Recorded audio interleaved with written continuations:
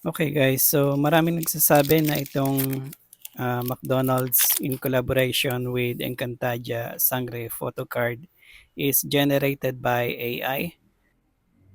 So let's take a closer look and tingnan natin kung AI nga ba ang gumawa nito or real artist. Well, I cannot blame those persons na nagsasabing AI generated ito because it looks like a painting. And kung makikita nyo yung kanyang muscle, parang muscle na panglalaki.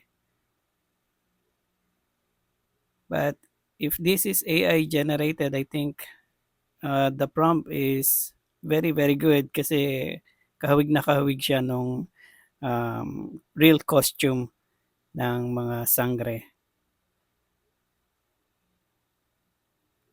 If you can see the details, it looks almost the same. If this is AI generated, medyo magaling yung nag-prompt nito dahil kuha nga yung details ng actual costume ng mga sangre. But it's a missed opportunity na hindi nila nilagay yung signature or name ng artist dito sa photo card na I think it will put more value dito sa artwork.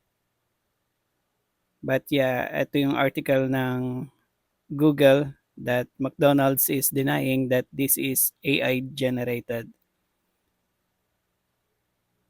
Yan, basahin nyo na lang. So, please comment down below guys kung anong inyong opinion.